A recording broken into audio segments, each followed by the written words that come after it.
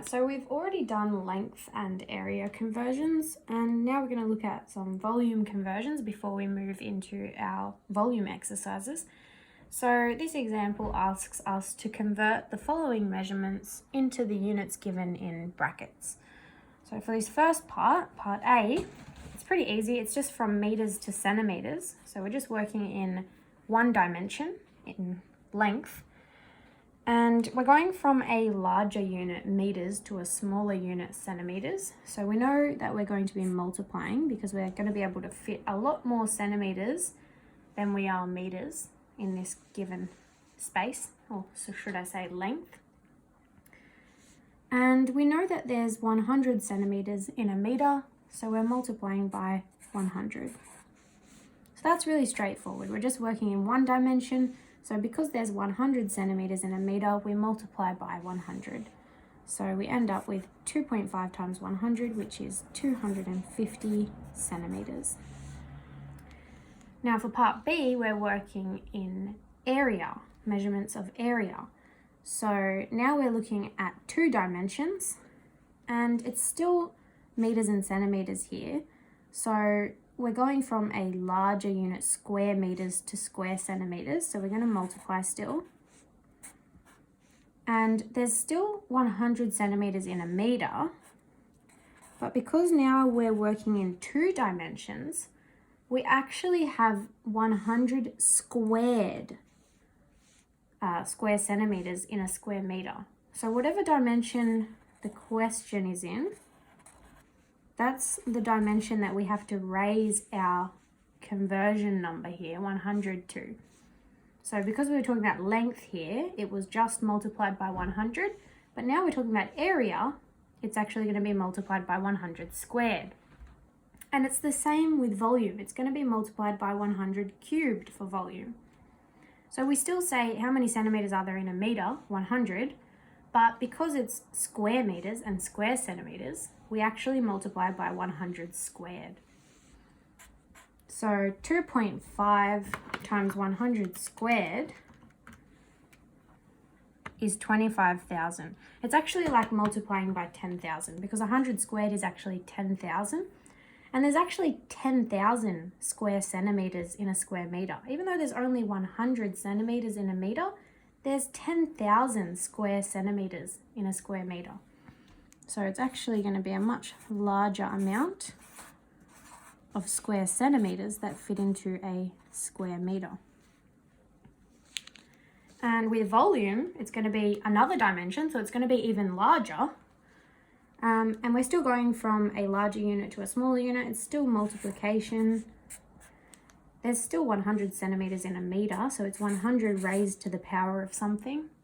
And because we're talking about volume now, we're talking about cubic meters and cubic centimeters, we need to raise it to the power of 3. We need to cube it. It's like we're talking about a large cube now.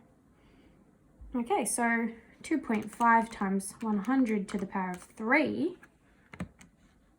Oh, that didn't work. Oh, I did 10. Oops. 2.5 times 100 to the power of 3 is 2,500,000. So you can see that the numbers get very large very quickly when we're changing dimensions from one dimension to two dimensions, area, to 3 dimensions, volume.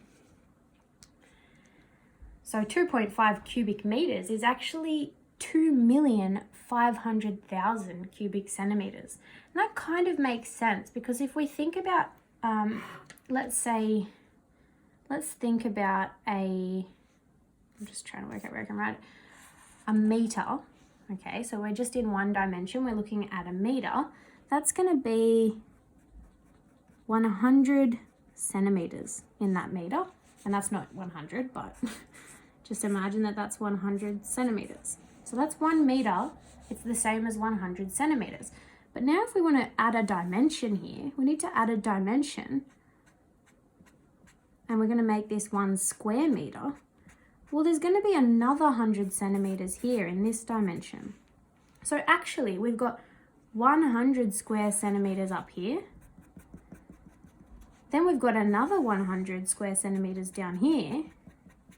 And then we've got another 100 for each of these rows of square centimeters. So there's going to be 100 times 100 square centimeters here. So you can see there's actually a lot more square centimeters in 1 square meter than there were centimeters in just a meter here. So when you add a dimension, then you have to multiply by 100 squared. And if you add another dimension and make this a cube, so we put this in 3 dimensions now. Now this is a cube.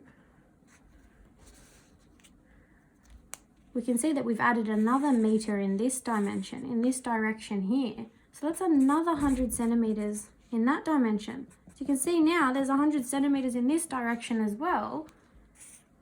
Plus there's all these rows of 100 centimeters. Plus there's all these rows of 100 centimeters.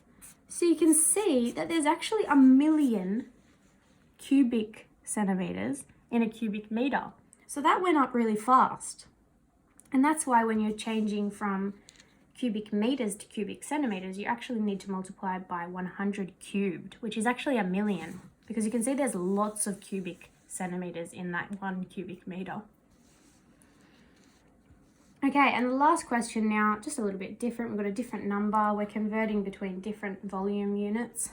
So we're going from cubic millimeters here to cubic centimeters.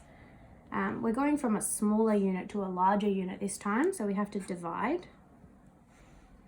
And we're going from millimeters to centimeters. If we just forget about our power of 3 here, how many millimeters are there in a centimeter? 10. So we're going to be dividing by 10 to the power of something.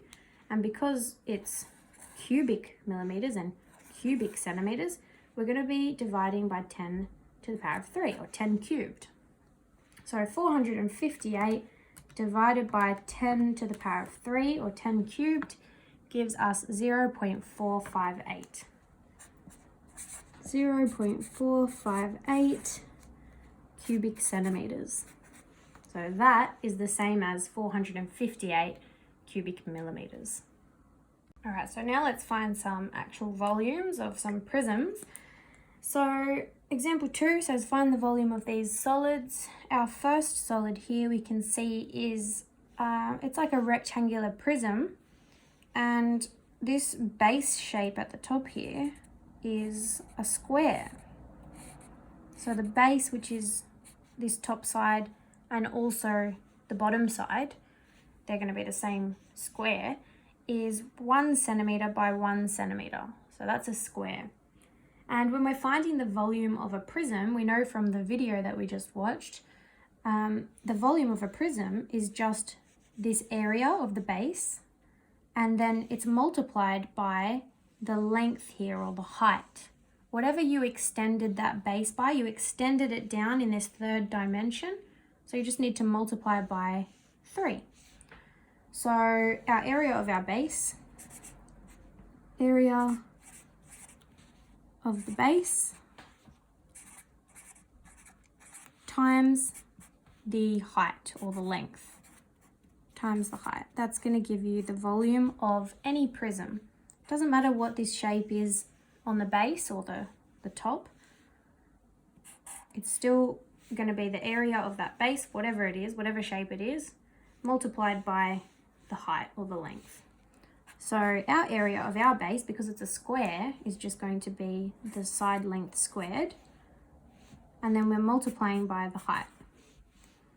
So our side length for the square here is 1, so it's just going to be 1 squared multiplied by the height, which is 3. So it's just going to be 1 times 3, which is 3, and our unit is cubic centimeters now, because we're working in volume. We've been asked to find the volume. We found the volume, so we're working in cubic centimeters. Okay, so as I said previously, it doesn't matter what this base shape is. It can be an irregular shape, like this heart. We just need to find the area of the base and multiply it by the height, or the length. And that height, that's how much that base shape has been extended in another dimension. And that's what a prism is. It's just a base shape that's been extended out. So in this case, we don't need to worry about working out what the area of the heart is because that would be quite tricky. It's already told us the area is 10 square centimeters. So our volume of a prism is just going to be the area of the base times the height, or the length that it's been extended, this height here. So our area of our base we've already been given, it's 10 square centimeters, and we're multiplying by the height. We're extending it out by 5 centimeters in this other dimension. So we multiply by 5. And so our volume of this heart-shaped prism is going to be 50 cubic centimeters now because we're in volume now. Okay, let's do one more example. So here we have a triangular prism. So it's the same thing again. We need to work out what our base is because it's a prism. So it's just going to be the area of the base times the height. Oh, and I didn't actually write that in. Sorry, so the diagram actually gave us this length here as well, which was 6 centimeters, and I forgot to write it in. So we do need that. We need that length as well, otherwise we won't be able to find the volume.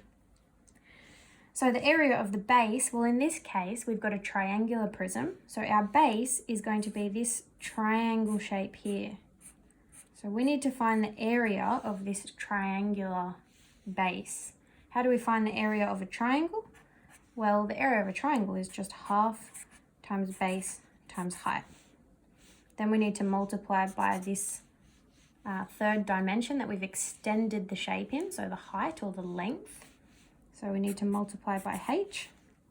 And now we can plug our values in because we have got some numerical values from the question. So for the triangle, it's a half times base. Now what's the base of this triangle here? You can see that the base is 4 centimeters times the height of the triangle, the perpendicular height. We can see we've got a little right angle here. So the height of the triangle is going to be this dotted line, which is 3 centimeters. So that's the area of the triangle, and then we just need to multiply by the height of the prism or the length of the prism, which is 6. Okay, so a half times 4 times 3 times 6 is 36, and it's centimeters, so we're going to be in cubic centimeters because we're talking about volume.